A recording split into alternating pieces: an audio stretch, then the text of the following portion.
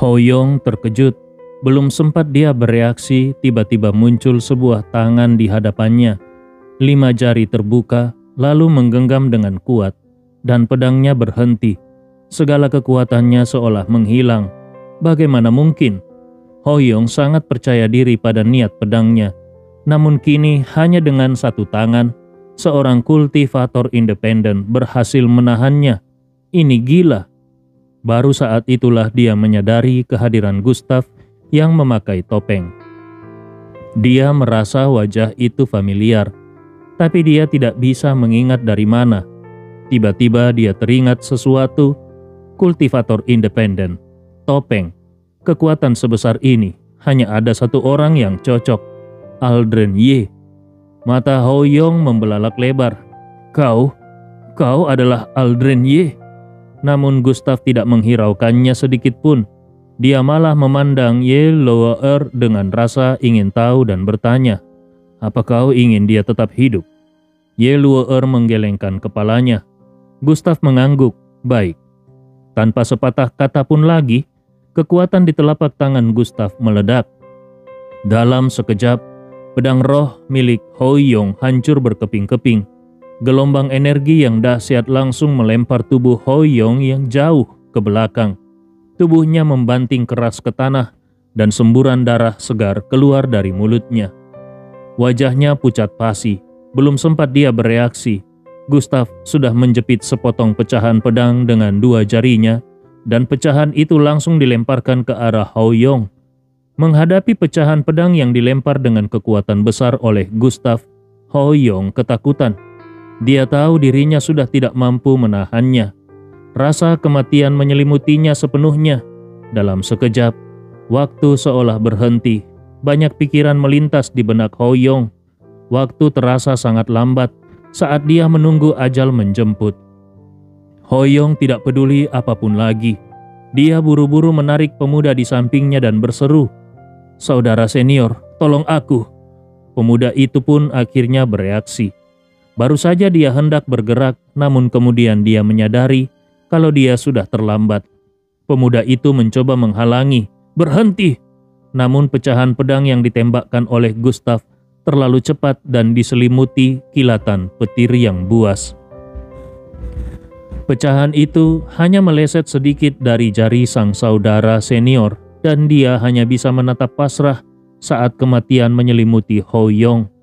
Pecahan yang diliputi petir itu pun menembus tubuh Ho Yong di hadapan semua orang. Ho Yong berteriak putus asa. Bersamaan dengan teriakannya, pecahan itu pun menembus tubuhnya, seolah langit dan bumi terbelah. Itu adalah ancaman maut yang nyata. Tiba-tiba dari sudut matanya, Gustav menangkap pergerakan.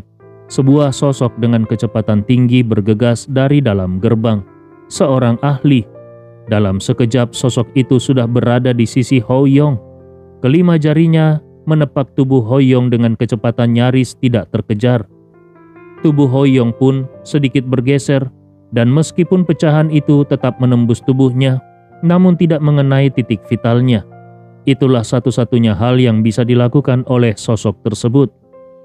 Dalam suara tusukan yang dalam dan mengerikan, darah segar pun berhamburan. Ho Yong menjerit pilu. Dia nyaris kehilangan kesadarannya.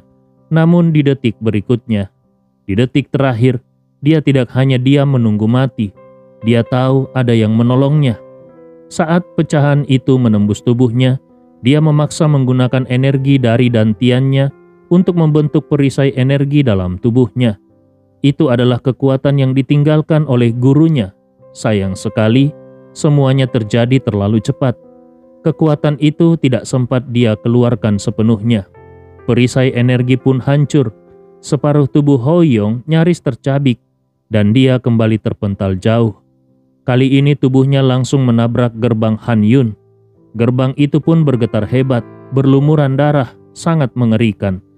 Melihat pemandangan ini, para murid jenius dari sekte-sekte besar yang sebelumnya tidak peduli pun langsung berubah raut wajahnya. Celaka, itu gerbang Han Yun. Terakhir kali ada yang bertarung di depan gerbang Han Yun murka besar.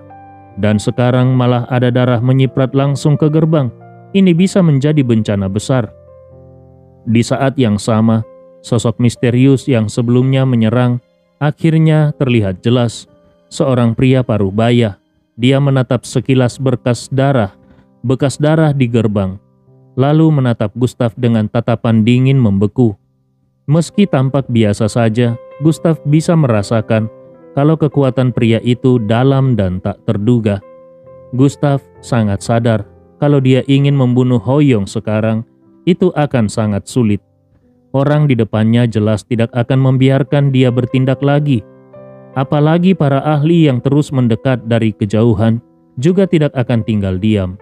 Sebagai kultivator independen, setelah melukai orang-orang ini, kemungkinan besar hari ini dia tidak akan bisa pergi dengan selamat. Melihat Hoyong yang tergeletak di genangan darah dan tidak sadarkan diri, serta darah yang menodai gerbang, pria parubaya itu pun mulai melangkah ke arah Gustav dan berkata, "Kau tahu apa konsekuensi dari perbuatanmu?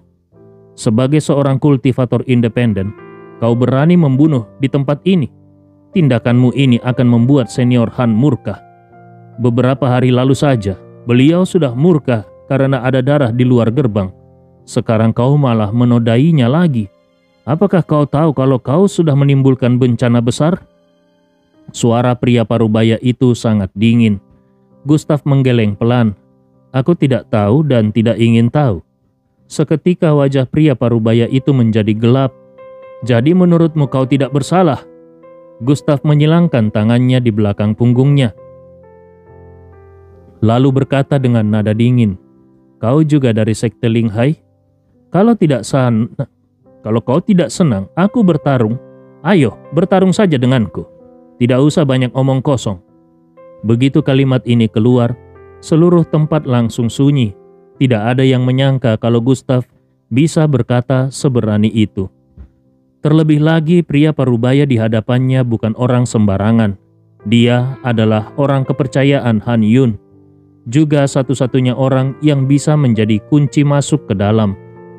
Pria parubaya itu jelas tidak menyangka kalau pemuda misterius bertopeng ini akan berbicara dengan nada seperti itu. Dia sudah mengikuti Han Yun masuk ke dalam alam rahasia darah roh cukup lama. Dan ini adalah pertama kalinya dia mendengar seseorang berbicara seperti itu kepadanya. Beberapa hari terakhir ini, siapapun yang berada di sekitarnya selalu berusaha menjilat dan menjalin hubungan baik dengannya. Setiap kali dia melangkah keluar dari gerbang ini, para murid jenius Gunung Kunlun selalu datang membawa harta roh dan kata-kata manis untuk menjilatnya. Namun hari ini untuk pertama kalinya, seseorang benar-benar menantangnya secara langsung. Pria parubaya itu bertanya dengan nada penasaran, "Kau tidak mengenalku?" Sebelum Gustav sempat menjawab, Ye Luo'er maju dengan dada membusung dan tangan di pinggang, lalu berkata lantang, "Kau itu siapa? Kenapa Tuan Ye harus mengenalmu?" Kening pria parubaya itu mengernyit. Tuan Ye? Dia memang tahu beberapa keturunan jenius, tetapi yang bermarga Ye sangatlah sedikit. Tadi ketika dia melepaskan kesadarannya, dia pun sadar kalau orang-orang di tempat ini sepertinya tidak begitu ramah terhadap pemuda bertopeng ini. Benarkah pemuda bertopeng ini hanya seorang kultivator independen? Beberapa hari terakhir ini memang ada beberapa kultivator independen yang datang karena mendengar reputasi tempat ini. Tapi hasil akhirnya selalu sama. Mereka semua berakhir dengan hinaan tanpa ampun atau bahkan kehilangan nyawa. Itulah kejamnya dunia bela diri. Kalau tidak punya kekuatan dan berani menantang kekuasaan, ujungnya hanya satu, kematian. Namun dia juga tidak mungkin menyerang kultivator independen secara langsung. Itu akan menjatuhkan martabatnya. Pria parubaya itu melirik Gustav, lalu mengulurkan tangannya menunjuk ke arah Hoyong yang terluka parah dan berkata, "Anak muda, ada beberapa hal yang tidak ingin aku lakukan terlalu jauh. Hapus darah di gerbang itu lalu minta maaf kepada orang yang terluka itu. Maka aku bisa menganggap semua ini tidak pernah terjadi." Hoyong membuka matanya yang buram. Dia tentu mendengar kalau pria parubaya ini membelanya. jadi sorot matanya menunjukkan kegembiraan. Meskipun tubuhnya hancur dan tampak menyedihkan, tapi kehadiran pria ini membuatnya merasa aman dan tak terkalahkan. Pria bertopeng itu tidak mungkin bisa menyentuhnya lagi. Dengan menahan sakit yang merobek tubuhnya, dia memaksakan diri berdiri dan berkata kepada pria parubaya itu, "Terima kasih atas bantuan senior. Ho Yong sangat berterima kasih." Namun pria parubaya itu sama sekali tidak menggubrisnya. Ho Yong pun seketika merasa malu. Wajahnya kaku dan situasi menjadi canggung. Satu-satunya hal yang bisa dia lakukan adalah menatap Gustav dengan penuh kemarahan dan berkata, "Bocah sialan, kau hanya seorang kultivator independen. Walaupun kau cukup kuat, tapi kau berani bersikap tidak hormat kepada senior. Tahukah kau siapa dia? Dia adalah seseorang yang tidak akan pernah bisa kau singgung." Gustav hanya melirik sekilas ke arah Ho Yong. Dia bisa merasakan niat membunuh dari sorot mata itu. Bagaimanapun juga, orang seperti ini harus segera disingkirkan hari ini. Membasmi ancaman sejak dini, itulah prinsip hidupnya. Dia melangkah maju, berdiri di depan Ye Luo'er, lalu menatap pria parubaya itu dan mengucap tegas kata demi kata, "Kau ingin melindunginya?" Pria parubaya itu mengangguk. Tidak peduli apakah kau kultivator independen atau berasal dari sekte besar manapun, begitu masuk ke alam rahasia darah roh, kau harus patuh pada aturan di sini. Tempat tinggal senior Han bukanlah tempat yang bisa diganggu oleh siapapun. Kau harus bersyukur karena senior Han sedang dalam masa meditasi. Kalau tidak, kau dan semua orang di tempat ini pasti sudah menjadi mayat dingin. Hari ini, selama aku di sini, aku tidak akan membiarkanmu membunuh siapapun." Ho Yong juga menyeringai. Seolah merasa sudah menguasai keadaan, dia berkata, "Aldren Ye, aku tahu reputasimu sangat kuat di Gunung Kunlun. Tapi, apakah kau benar-benar mengira punya hak berbicara di tempat ini? Aku sarankan kau..." Namun sebelum kata-katanya selesai, suara Gustav yang datar namun bergemuruh seperti petir langsung membungkam segalanya dan dia membentak, "Berisik! Siapapun yang ingin aku Aldren Ye bunuh, tidak pantas berdiri di hadapanku." Begitu kata-kata ini terlontar, raut wajah pria parubaya, Ho Yong, bahkan semua orang yang hadir, langsung berubah drastis. Semua kata-kata sudah diucapkan dengan sangat jelas, namun orang ini masih juga ingin menyerang. Pria parubaya itu segera menyadari gerakan tangan Gustav yang mengangkat senjata. Tatapannya menyempit, dan dalam sekejap, sebilah pedang panjang muncul di tangannya. Pedang itu memancarkan kilauan dingin, seakan menembus ruang dan waktu, langsung melesat ke arah Gustav. Dia berkata, "Bocah, kau sungguh berani. Berani-beraninya kau menentang kehendakku." Pria parubaya itu benar-benar marah. Awalnya dia enggan turun tangan terhadap Gustav. Tetapi anak muda ini terus-menerus melampaui batas kesabarannya. Bagaimanapun caranya, hari ini Ho Yong harus dia lindungi. Tentu saja Gustav merasakan hawa dingin yang mengancam datang menyerang. Tatapannya menjadi tajam dan dalam sekejap, tombak pembunuh 9 neraka sudah berada dalam genggamannya. Tanpa peringatan apapun, dia langsung menusukkan tombak itu ke arah pedang panjang tersebut. Dua kekuatan saling berbenturan di udara, memercikkan percikan api yang amat dahsyat. Pria parubaya itu langsung merasakan aura iblis yang luar biasa, seolah hendak melahap pedangnya. Raut wajahnya langsung berubah drastis. Dia bahkan berseru kaget, "Orang dari klan iblis, ternyata kau adalah orang klan iblis." Seketika pria itu pun membuang sikap meremehkan. Pedang spiritual di tangannya diputar tajam. Cahaya merah darah mengelilingi mata pedang, laksana kilat yang membelah malam, dan langsung membelah ke arah kepala Gustav. Bagi dia, orang dari klan iblis harus dimusnahkan, karena kalau dibiarkan hidup, pasti akan membawa bencana besar di masa depan. Saat pedang itu hendak menebas dari kejauhan, Ho Yong yang terluka parah memandang dengan penuh semangat. Dia berharap Aldrenye mati saat itu juga. Dia berkata, "Bocah sialan, sekalipun kau punya nama besar di antara sekte-sekte Gunung Kunlun, lalu kenapa? Ini adalah alam rahasia darah roh. Di sini kekuatan adalah satu-satunya hukum. Berani menyinggung senior ini, kau benar-benar mencari mati." Ye Luo'er pun merasakan kekuatan luar biasa dari pria parubaya itu. Dia tidak ingin Gustav terluka, maka dia pun berseru cemas, "Tuan Ye, hati-hati!" Gustav mengangguk singkat, 5 jarinya terbuka. Tombak pembunuh 9 neraka langsung berputar, seperti ular roh yang melilit dan mengikat pedang pria parubaya itu. Aura pedang yang begitu kuat langsung ditelan habis oleh aura iblis di sekitar tombak itu. Keduanya seimbang. Barulah saat itu pria parubaya sadar akan keanehan tombak di tangan Gustav. Dia berseru, "Senjata apa itu? Kenapa bisa berubah bentuk sesuka hati? Jangan-jangan ini senjata dari zaman kuno." Baru saja dia menyelesaikan kalimatnya, tangan kosong Gustav yang satunya sudah muncul sebuah jarum perak. Gustav berkata, "Senjata apa yang kupegang bukan urusanmu. Satu-satunya hal yang perlu kau lakukan adalah menyaksikan sendiri aku membunuh orang yang kau lindungi, orang yang ingin dibunuh olehku, Aldrenye. Tidak pernah ada yang bisa hidup dengan selamat." Begitu ucapan itu selesai, jarum perak di tangan Gustav langsung melesat. Melihat pemandangan itu, pupil mata pria parubaya itu menyipit tajam. Aura alam dayuan di tubuhnya langsung melonjak ke puncak.